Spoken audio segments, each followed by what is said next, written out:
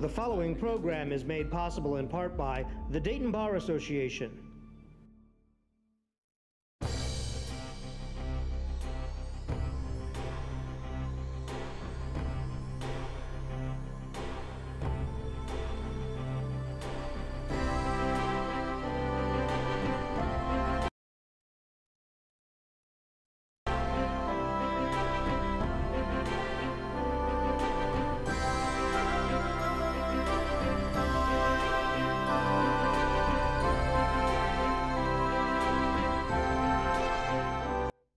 Hello and welcome to You and the Law.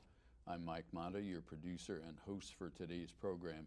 And today we are going to talk about the opioid epidemic, which is got the country in a morass. And we are going to talk about that, its causes, effects, how we're combating it, and treatment.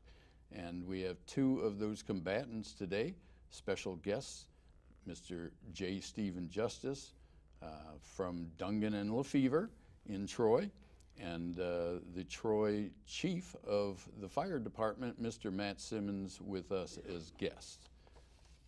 Before we get to our discussion, let me remind you that You and the Law is a monthly presentation produced here at the studios of the Dayton Access Television.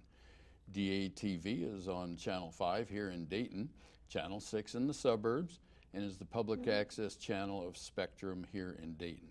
The program is also cablecast on Spectrum via the auspices of the Miami Valley Cable Council.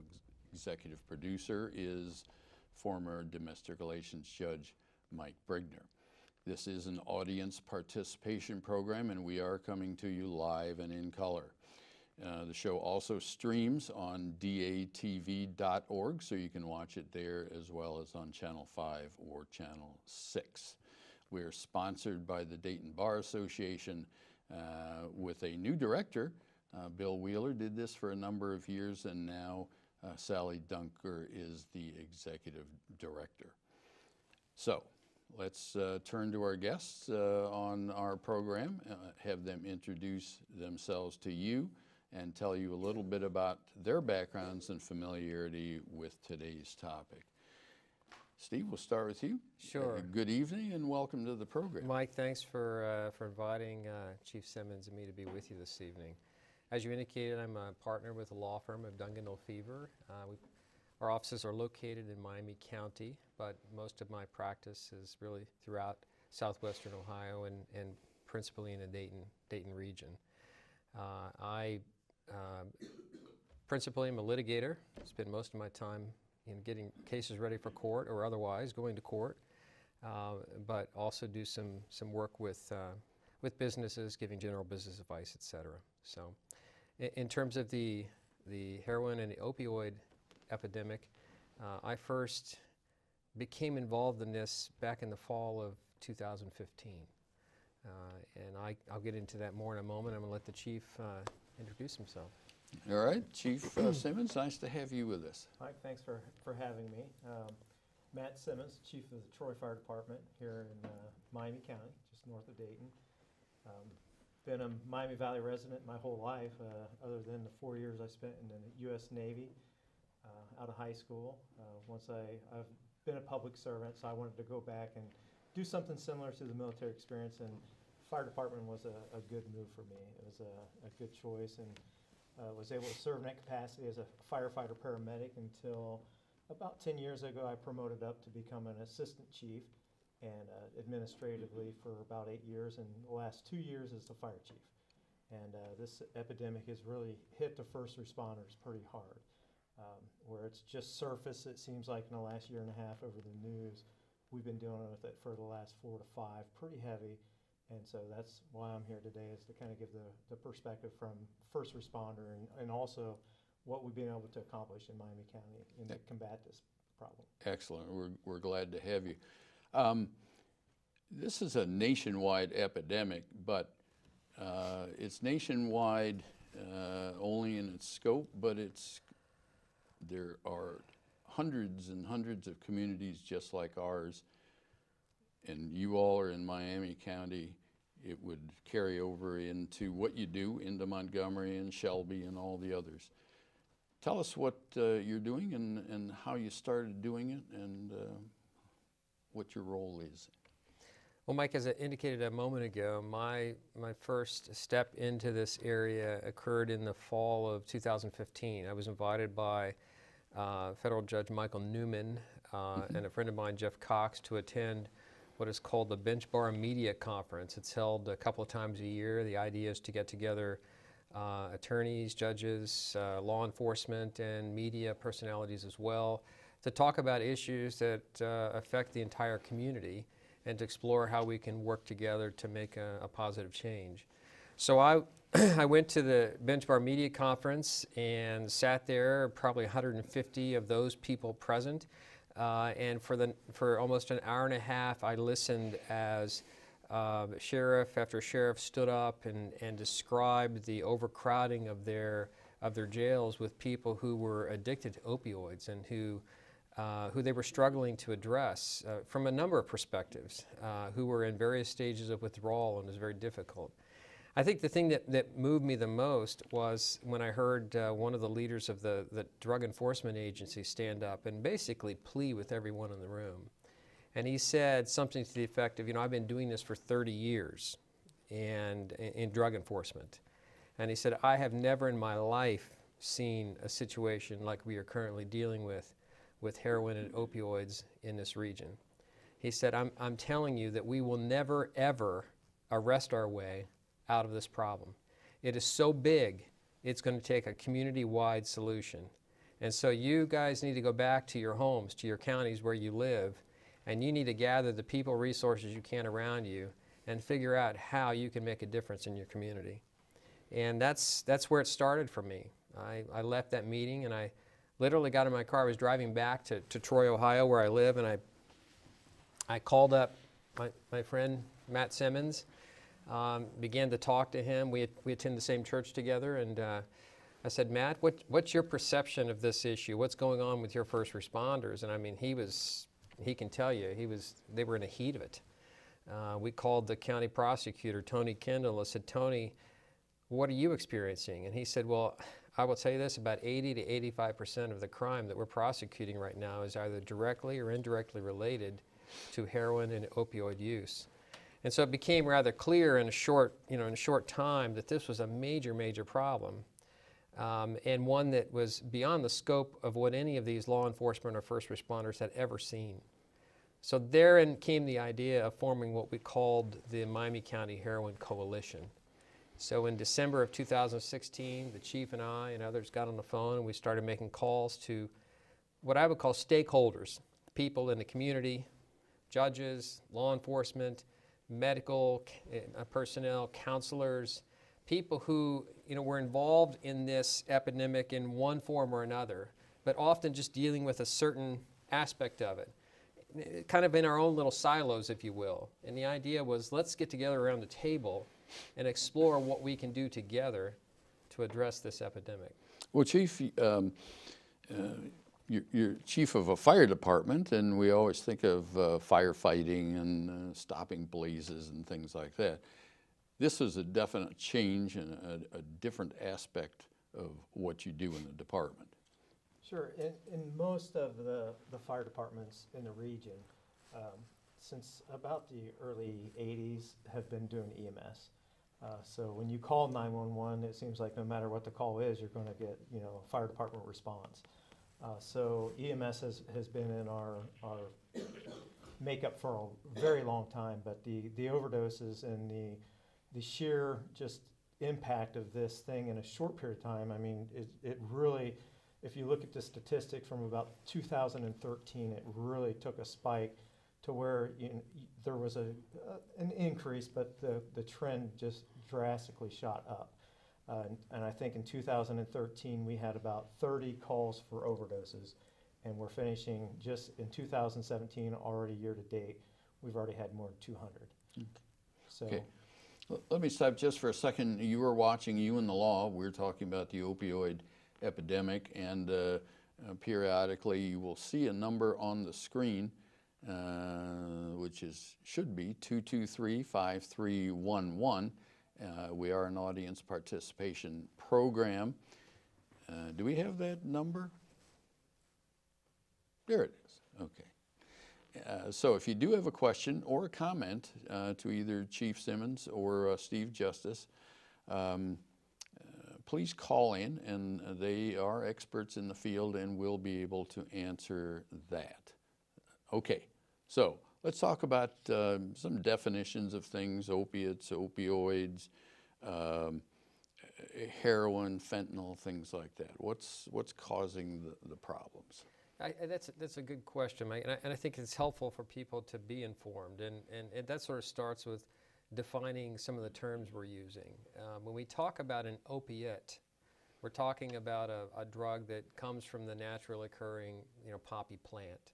So morphine, heroin, codeine, things of this nature that come directly from the poppy plant itself. Whereas when we use the word opioids, we're talking about synthetic drugs that act like an opiate, but are typically stronger and more powerful. So when we're talking about opioids, examples would be things like Percocet and Vicodin and OxyContin and oxycodone. And a particular problem in this epidemic has been the drugs fentanyl and carfentanil. Why are those, and we hear about them every day, how did those get into the mix with oxycodone, Percocet, and things like that? Well, we find, based on what the CDC is telling us and others who've studied this, most of the people who are currently suffering under the heroin and opioid epidemic came to their addiction through the overprescription of opioids. And they might have come to that through a number of means. I mean, for some of them it might have been surgery or some sort of trauma that they experienced, and they had a physical pain. And the opioids are excellent, means to address pain. And so they might have started with a legitimate pain issue. Others have taken opioids, frankly, to address emotional pain. And for many, it's a mixture of the two. But we had many, many years where doctors were over-prescribing these, and then in the last decade or so, the federal government started cracking down on the overprescription of opioids. And as a result, people who were addicted could no longer as easily get prescriptions from their doctors, and it was very expensive for them to buy such drugs illegally on the street. And you could spend $80 to $100 for one OxyContin pill, and you could buy 20 capsules of heroin or heroin and fentanyl for the same amount of money, $5 a cap. So it literally drove people who were addicted to heroin and to fentanyl and things like that. So why the overprescription by the medical community, if there is an answer? Yeah, I think you'll read a lot of different views about that. I mean, part of it is you have doctors who want to satisfy their patients, and their patients come to them and say, hey, I would like to, I'm dealing with pain, I'm hurting, and the doctor wants to satisfy the patient, and so they prescribe these opioids. I mean, you probably have seen that there are a number of lawsuits that have been filed around the country by municipalities who are now trying to recover damages from the companies that manufactured opioids. And part of the theory is that the opioid manufacturers were literally misleading people in terms of the addictive properties of these drugs and profiting handsomely in the process. When you talked earlier about the comment, we can't over arrest our way or over convict our way, in other words, use the criminal justice system to address this problem. Give us a little of the history of that and how we've gotten into the efforts that you all have made to do it in coordination with that. Well, I mean, I can talk to you specifically about Miami County in that regard, and only indirectly by what I heard other sheriffs say. I mean, in Miami County, the sheriff is dealing with 25 to 30 inmates on any given day who are withdrawing from opiate addiction. You know, why do people continue to take opioids, and why are, you know, why do they keep chasing the dragon, is what it's called? Every 6 to 8 hours they have to get another hit. Well, because withdrawal is hell. I mean, it is physical hell to go through withdrawal, and so people will do pretty much anything they can to avoid that. And when they get arrested and they get into a jail setting, you know, they're not going to be typically buying opioids or receiving opioids when they're in the jail. And so they go into withdrawal, and then the jail, you know, the sheriff's deputies and so forth who are administering the jails, trying to do so in a humane manner, are now, you know, dealing with a whole different dynamic than just trying to control a population of people who've been arrested. Chief, let me ask you this. The first responders go out on these calls. What symptoms are they seeing when they address somebody who's been overdosed, and what are you able to do for them at that point, right at the initial point? We're seeing people not breathing. To put it as black and white, it's people who, when we get the call, they're not breathing. And These drugs attack the respiratory system. oh, absolutely. Okay. And so when we get the call, it's usually by the time they're in an overdose state, they are not breathing. So we all know that when your brain isn't receiving oxygen, it's not good. So we give a reversal, something that blocks the opioids called, it's a drug called naloxone, commonly referred to as Narcan. And that's what our personnel carry, that's what we carry in our drug bags. And we were talking earlier before the show started about one of the issues with that drug is the half-life, and that's what most drugs have, a half-life of how long they're effective in the body's system.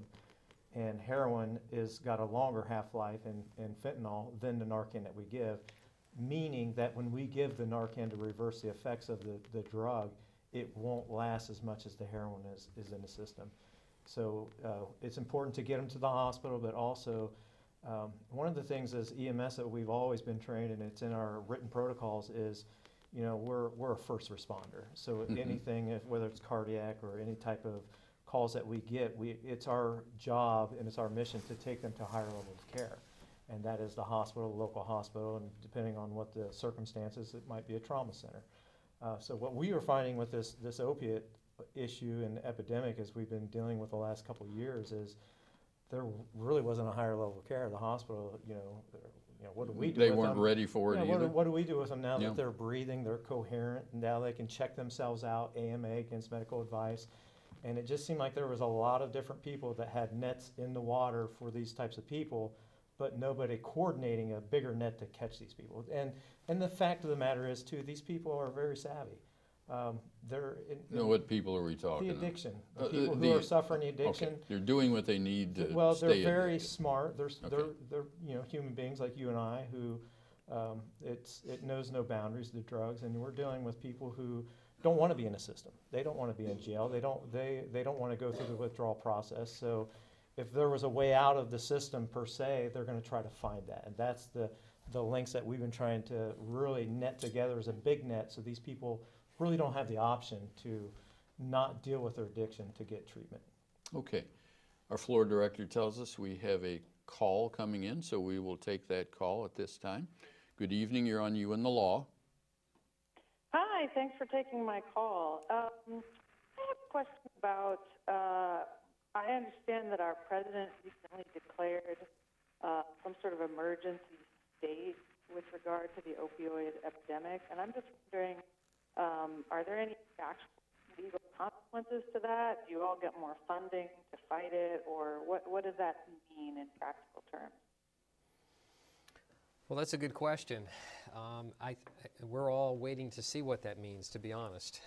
We are hopeful that it will ultimately mean more funding for treatment.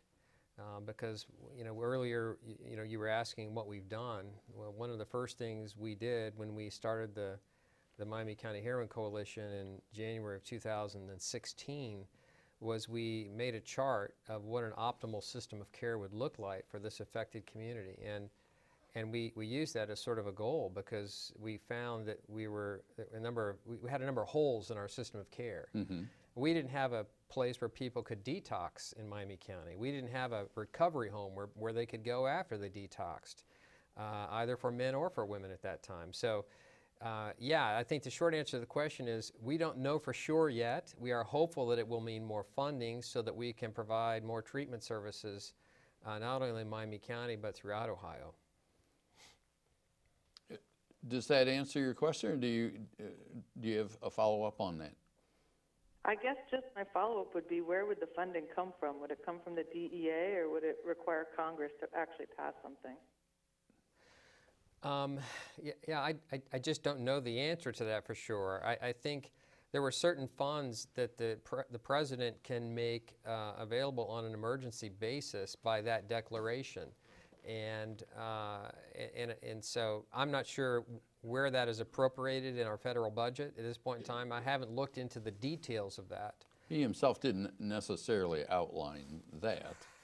No, that was not outlined. So there were a number of other things that he was trying to address as well, you know, hurricane relief and other things at the same time. So I don't know enough of the details. It's a slower process from what I was reading, and only by reading what I can read, is in the manner which he declared that it's going to come through public health, versus a national emergency, which it could have come through the FEMA process, which would have meant immediate dollars. But we had a lot of different things going on with FEMA, understandably with the forest fires and hurricanes and such. So to answer the question, it does mean dollars, but I think it's just a slow process. Didn't he talk about he would address it every 90 days, see how things are going, something like that? And I didn't have that exact, but that's what I heard, that he would address it with funding to start with, and then see if it has any effect, and then address it again. Yeah, I don't feel knowledgeable enough to comment on the details of that. I will tell you this, that we need more funding. Right. We need more funding for treatment. If indeed the director of the DEA who spoke, or the leader of the DEA who spoke back in the fall of 2015 was accurate in the sense that we cannot arrest our way out of this problem, then we have to put strategic resources to developing alternative means for people to get help, to break free from this addiction. And that means putting money into treatment options, both detox as well as recovery that leads to sobriety after the drug is out of their system. And that takes time, and it takes resources. Caller, do you have anything else to add? Just one final comment. Let's just hope it doesn't depend on Congress, because then it'll probably never happen. Well, you're probably not the only one who shares concerns about Congress, but I agree with you. We hope that the funding will come down and will be distributed where it's needed at the local level as quickly as possible. Thank you for calling in. Thanks. If I can add to that, Mike. Yeah, go ahead. We've been in much contact with our legislators. They're well aware of what's going on at the grassroots, as in Miami County, Montgomery County, the Adamus, and our legislators, not just nationally but state legislators, have been in contact, and they have been very helpful. There's been lots of different legislations at the state and national level. We didn't get here overnight, and I don't know that we're going to be able to fix it overnight, but we've had a lot of cooperation with Senator Portman, Congressman Davidson, some of our local in our region of our state legislators as well. And Attorney General DeWine has been fantastic about focusing on this and encouraging the sharing of information, resources, best practices. We've in Miami County, we've been fortunate to we only have 100,000 people in the entire county, so we're a bit nimble than some of the bigger counties, and we've been able to try some various things that have been very successful thus far, and have proven already to lead to some, I think, effective results. Okay, we're going to talk about some of the things you're doing.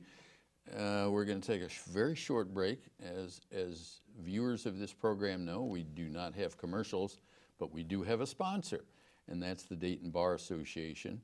And we do like to talk about the Bar Association when we can. It's a favorite of ours, and it does a lot for the community. And it's been in operation since 1883. And the mayor was John Miller at the time, and the President of the United States was Chester A. Arthur, who was the Port Authority Director from New York and ascended to the presidency when President Garfield was unfortunately shot and died.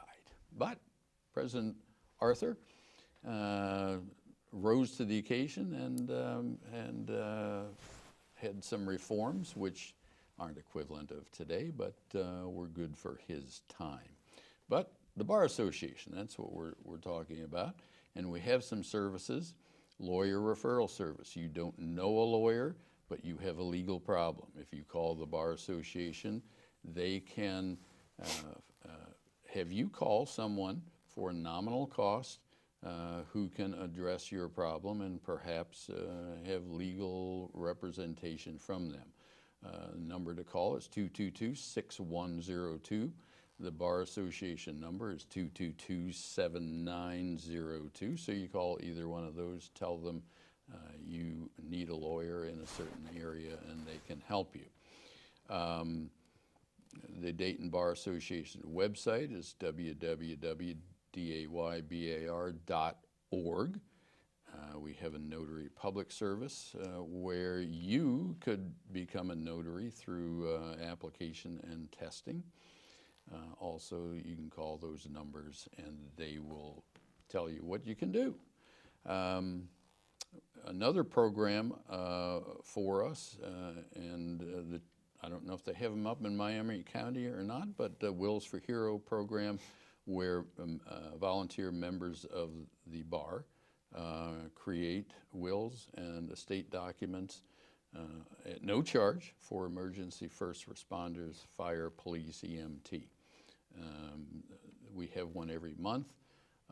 If you fall into that category and you want to avail yourselves of those services, call the Bar Association. They'll tell you where it's being held, and I believe it's an all-day event. Not all day, but it's like from 10 to 3 o'clock.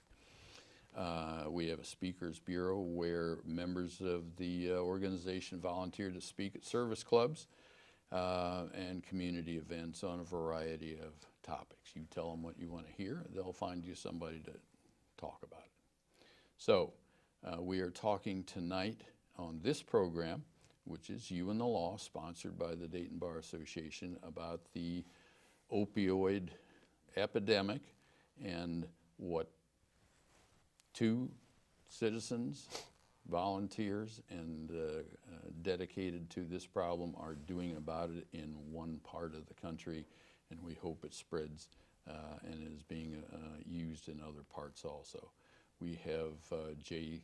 Stephen Justice with us, and providing justice also. I'm sure you haven't heard that before. And Chief Matt Simmons of the Troy Fire Department. What are you all actually, you've talked about some of the programs, some of the plans, and some of the things you're doing. And one of the questions I had was, how do we identify people that do have these problems? In the criminal system, if there's heroin addicts or cocaine addicts, they commit crimes to get the drugs or to sell the drugs or whatever. It's not so easy when people overdose because they've gotten prescriptions or their prescriptions run out and then they get the drugs on the street. So, identifying the problem, the people in it, and then what are we attempting to do? Well, I say it's fairly easy to identify people who are addicted to opioids, at least if they overdose. They've stopped breathing.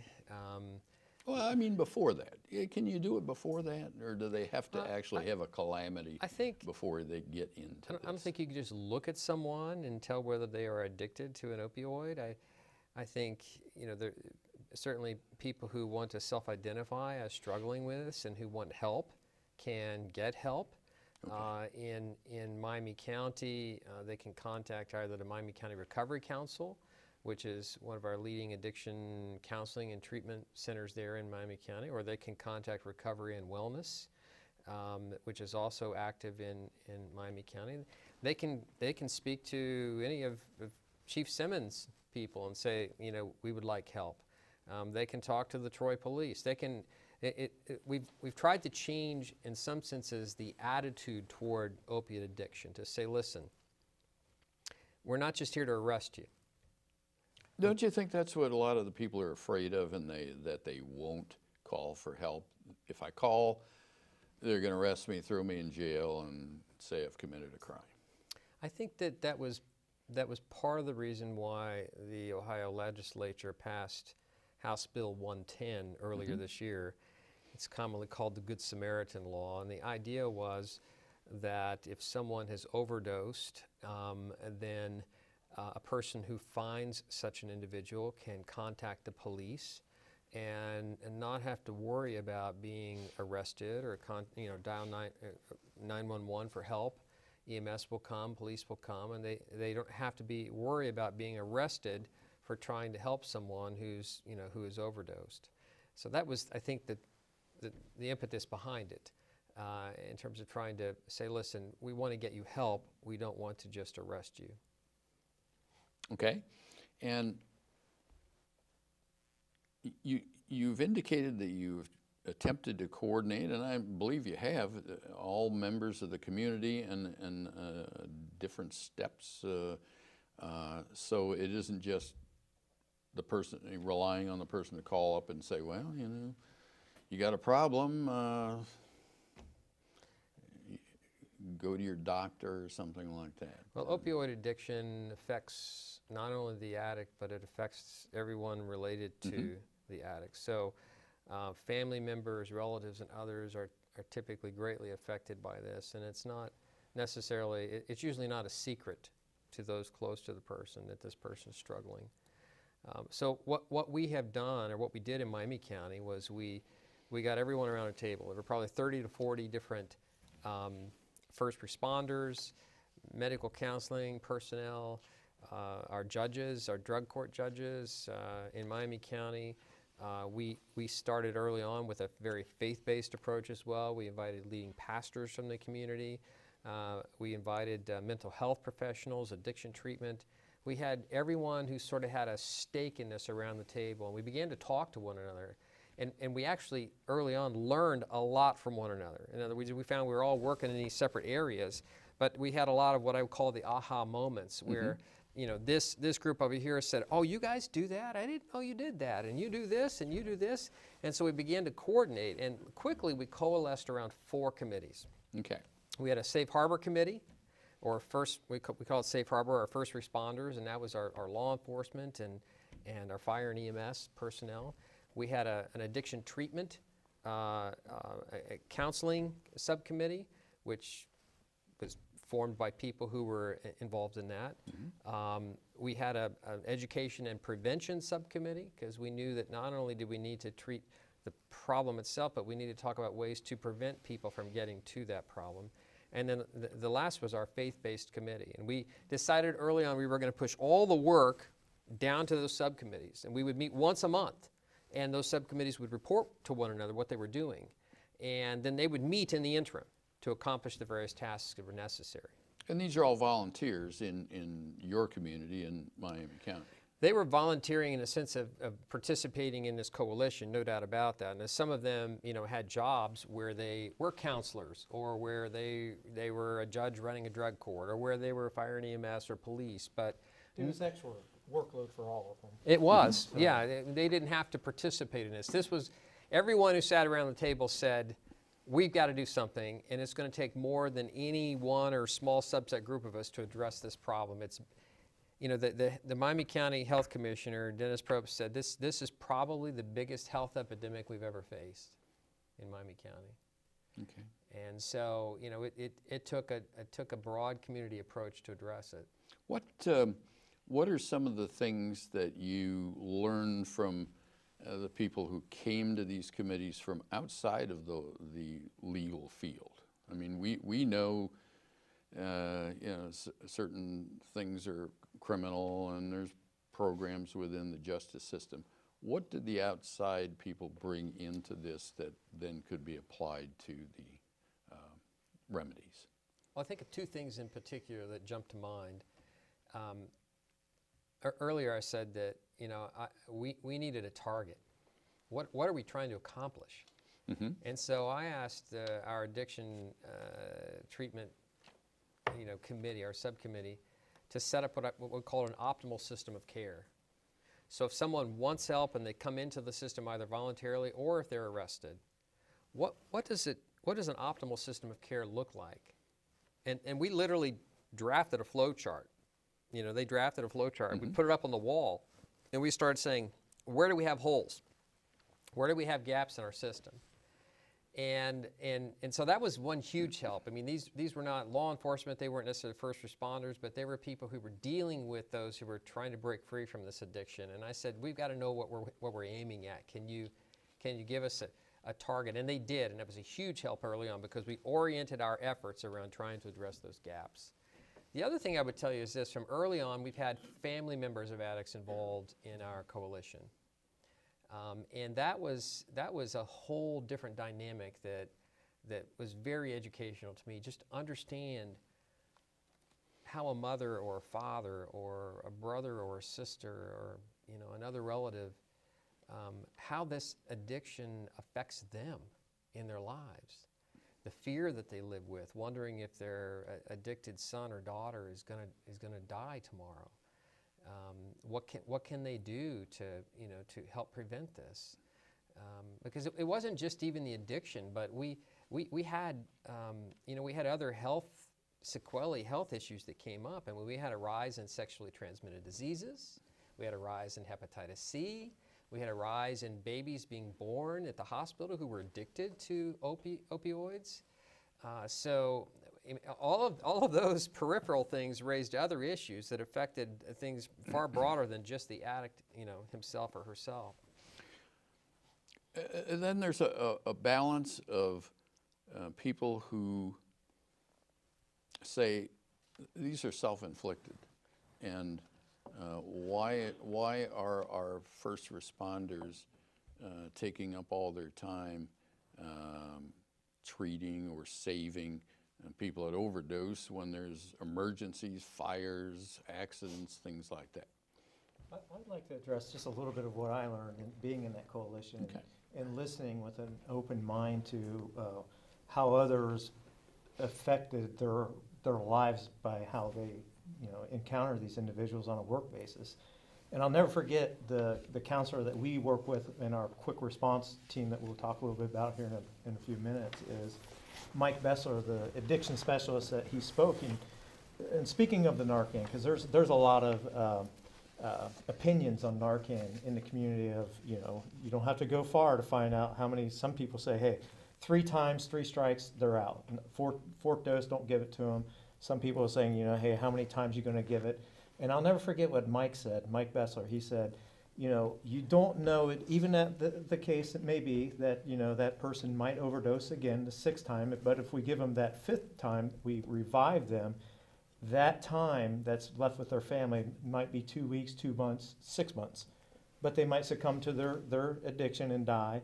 He says, but what value does that have? How do you gauge that value? How do you measure that value of giving a family member more time with their loved one? And it just reflected on my own personal life with my mother, who died of cancer 5 years ago. And it's like, man, that's powerful. That's a powerful statement, because I would do anything to have one more lunch with my mother. I would do anything to have that supper that she cooked for me one more time. So, you know, the long term, some of us don't know the answers to some of these people who've been struggling with this for so long. But the short term is every day matters. Every day matters with the loved ones and their loved one. So to put that back on the first responders is who it lies with when people make those comments of like, well, how should we go out to these folks, and how many times should we go out? Because there are more important things. You know, every life is important to us. And in our community, for who I serve, there is no life that is worth more than somebody else's life. When we go to an accident scene, we don't do an investigation before we treat those people to find out if there was alcohol or drugs involved. And nor should we. And I would never put that on my folks to say, hey, find out how it happened before. That's not what we do. When we get the call, we treat the folks with no sorts of pre-emphasis of our mindset of who these people are. We just deal with the emergency and what we're called to do. And that's if that's to save a life and push Narcan, or if that's to deliver a baby, you know, or for somebody who's going through the final stages of cancer and giving comfort to that family for their loved one. That's what we're going to do. We're not going to be judging people and trying to make calls that we were not put on this earth to make. I could, you know, that was well said. Who's going to decide, you know, whose life is more valuable than somebody else's? I often say, well, all right, well, it's easy for you to say we shouldn't Narcan them and revive them anymore, but what if that's your son or your daughter, you know, or your mother or your father? I mean, I think sometimes it gets very real at that point, and people are like, well, if it's my son or my daughter, I'd probably want it. Well, then why not for everyone, you know? For the first year and a half of the coalition, I sort of served as the facilitator, if you will, and, you know, there were a lot of people who shared their ideas with me about what we were doing. I call them fans, you know. Okay. Had a lot of fans, and some who you know weren't real happy that we were, you know, trying to talk about how to save these people's lives, how to change those lives. I'm straight up with my bias. I believe that every human being is a gift from God, and is an eternal soul, and they all have value, and everyone's unique. And I approach it from that basis. I really do. Okay. Let's take one last break here. We're in the waning minutes of the show, and you were watching You and the Law. We were talking about the opioid crisis with J. Stephen Justice, attorney with Dungan and Lefevre in Troy, Ohio, and Chief Matt Simmons of the Troy Fire Department. This is an audience participation program. You still have time to call in. There's our number, 223-5311, and ask a question of our panel. And they will be able to answer in great detail and with tremendous expertise. They're terrific guests, to quote another civic servant of ours. They're outstanding. And we have a call. And we're going to take that call right now. Good evening. You're on You and the Law. Hi. I have a question for the guests this evening. I was wondering, as someone who is maybe on the sidelines of the situation with a friend or family member who is suffering from an opioid addiction, what resources or course of actions would somebody like that have to get the addicted person help, you know, without fear of them facing persecution or being arrested or something like that, you know, to be able to keep these types of, as it's been said, calamities from happening? Well, that's a great question. I'm glad you asked that. First, I think what I'm finding is certainly the case in Miami County, and I think in most counties, is that if someone wants help, then they can get help. They need to go to their local counseling agencies. They need to contact the authorities, the hospital. They can contact their public health department in their county and find out which resources are available. One of the first things that we did as a coalition in Miami County was we figured out we didn't have a single guide that told people where they could go and get help, like this gentleman was just asking. And so our first responder subcommittee and our addiction treatment people got together. They created a beautiful trifold brochure that provided information like that, and then CareSource paid to print it for free. It was amazing. And so now our first responders, our police, the sheriffs, et cetera, carry this information in their vehicles and can give it out to people if they have questions. So you can get it from your public health department. I know that here in Montgomery County, it's available at the health department as well. You can find out where you can go and where you can get help. With respect to opioid addiction, there's typically two phases. There's a detox phase where you first have to get, hopefully, some medically assisted treatment to get you first through the first 10 to 14 days while the opioids are being removed from your system. Once you are detoxed, then they can give you a shot. It's a drug called naltrexone. It's commonly called Vivitrol. And what it does is it binds to the receptors in the brain that normally would interface with an opioid molecule. It prevents someone from getting high, even if they tried. And a shot lasts about 28 days. And we are seeing that on our screens right as you talk right now. So it actually helps. Once someone is through the detox phase, you can give them a shot of Vivitrol, and then you have someone that you can begin to work with from a counseling phase.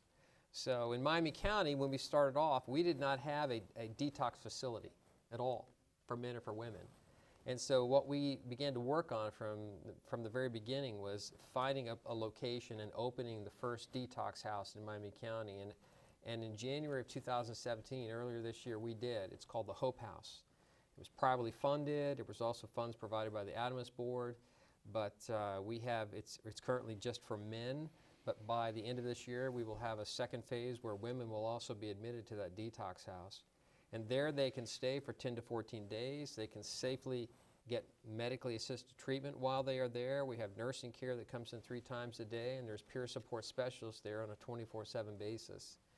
And once they come out of detox, then we're developing recovery housing where they can stay for 6 to 9 months and get their feet under them, so to say, and begin to get a job and learn how to live and be a part of society again. We opened the first recovery home for women called the Miami House earlier this year, and we're hoping by the end of this year to have the first recovery home open for men as well. All right, now, well, let me ask our caller.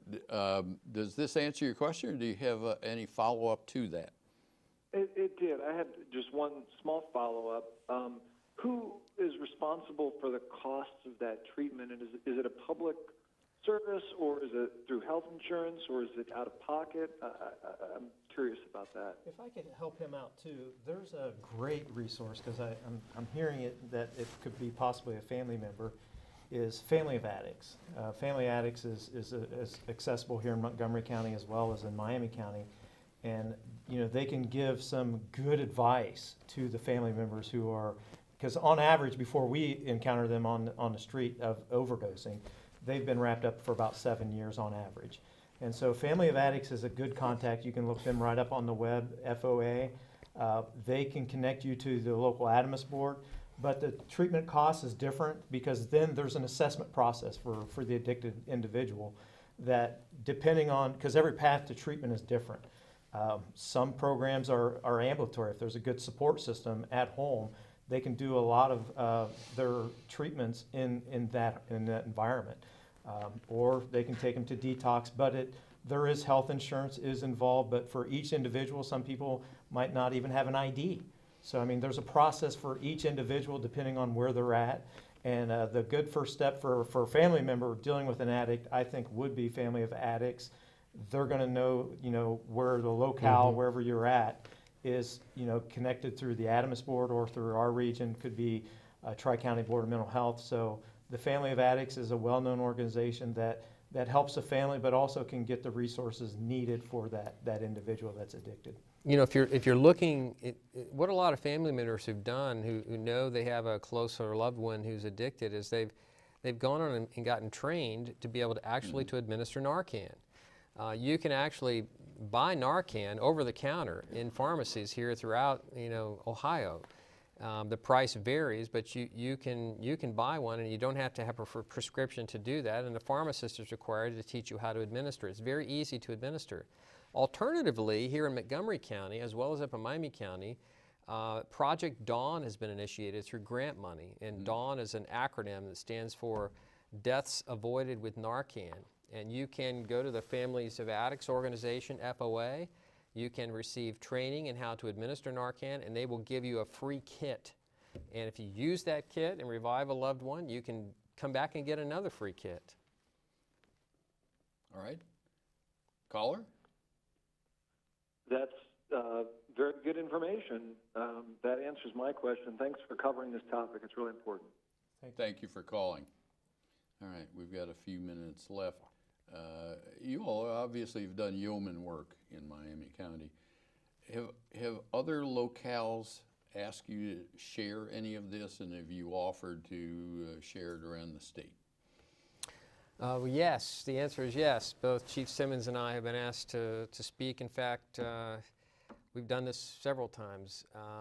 We were over in Preble County, I don't know, about a week and a half ago on a Saturday morning speaking to leaders in Preble County who wanted to basically form a coalition like we have in Miami County, and they wanted to know how to do it. And so Chief Simmons and I went over and spoke to them, and went through our structure and what we've tried to do and what we've tried to implement, and they were very receptive.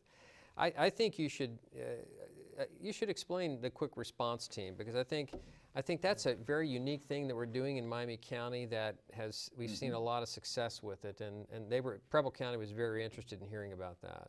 I'll give credit where credit's due. Is Colerain Township really, talking of yeoman, really kind of paved a way for what it can look like outside the box, because public servants, fire and police is a huge burden on the municipalities with taxes, and so anytime you're dealing with something, well, how much is this going to cost? How much is there going to be more taxes? But for our community, I'll give credit too for my elected officials and my city manager, because once we explained the issue and some possible through our coalition, the gaps, they were quick to say, hey, let's do it. Even before any funding, we had no funding. We did a pilot program for almost a year before. We still haven't seen funding for that. We just got approved for the AG grant. But what we do is we go out post-overdose and follow up with everybody in our community who overdoses within a week with a paramedic, a police officer, and an addiction specialist. And what we do is we take, like that caller was asking, hey, what resources are available? We go back to that environment, cold call, and say, hey, here are the resources that are available. In the first 6 months of our program, we didn't have a lot of resources that Steve has talked about since the Hope House and the detox programs, but we were going out just to let them know the community cares about them, i.e. from the elected officials down to our first responders, and that we're not here to arrest you. The police officer's not there to arrest you.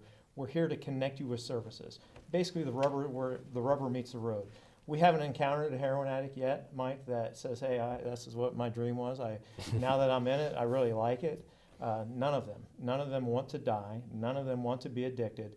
And what we've been doing now for a year, we've hit about 300 visits, which is a lot for a community our size, is we've had fruit from that. We've had people who are now went through the detox house that we have, who become free and now come back to our first responders and say, hey, that was the 6th time I overdosed. Number one, thank you so much for every time that you revived me. But now I have a job. I'm living on my own. Tell us just, thank you for what you do. And it was your compassion that helped me. That was one of the things that you're seeing on a broad base around the country is first responders who now are responding by being let in by 2-year-olds to their not breathing mother. And so that takes a lot of toll on our first responders. And I was finding my own organization that my folks were becoming callous to these types of calls. That was also diving into other types of calls. And you don't want that. You don't want that in a community to have first responders who don't care. So in our own community, we're making a lot of progress. I got a call from Maryland the other day to say, hey, I heard about your program. Can we get some details? Because what we're getting ready to implement could cost a lot of money. What are we talking funding? And for our community, it has not cost a lot of money. I've been using some of my people who are already there to go out once a week, and it's been successful. Let's talk about some of the results, because I think it's pretty amazing. We in January of 2017 in Miami County, we had 102 overdoses. That was less than a year ago. In 2016, we had about 25 people that died in Miami County from opioid overdose. We reached that 25 death total figure by the end of March in Miami County this year. But then we began to see a change from this effort of the QRT, the Hope House, all the other initiatives that were going on throughout the county, some of which we haven't talked about yet, but all of it together, we began to see some results. And steadily, I don't know if you guys have the bar graph that slide, but you can see in 2017, we had a significant downtrend in a number of overdoses. And as that downtrend, it started off at 102 and it steadily has gone down. The last 6 months, we've been at 60, 50, the last 2 months in the 40s for total overdoses in Miami County for a whole month. And literally at less than half of where we were at the beginning of the year, and it's been down that low now for 6 months. I think, you know, it's very promising. I'm not ready to jump up and down and say it's a definite, you know, trend, but it's very promising to see 6 months in a row of change in that direction. You can see the purple line on the graph is 2017, and you can see the precipitous drop from around 102 in January now to, you know, 42 and 43 in the last 2 months. So what I'm saying is this: if I have less overdoses, I have less people dying. And since March of this year, we've only had an additional 8 deaths. So for the last 6 or 7 months, only 8 more people have died. So I think the holistic approach that we've taken through the coalition, through a community-wide effort, and It's working. It's working, and and we're seeing results. And I'm going to cut you off. I'm elated. Elated. That's the word we want. Our floor director is telling us we're out of time. You've been watching You and the Law. 2 warriors who have joined the battle, attorneys J. Stephen Justice and Chief Matt Simmons of the Fire Department. We have been delighted to have you here. This has been a production of You and the Law. We'd like to thank all the volunteers behind the scenes who make this program possible. We want to give a shout out for Lily, Katie, and Everett. I've been your producer and host. I'm Mike Monta. Thank you for joining us. We'll see you next time. Good night.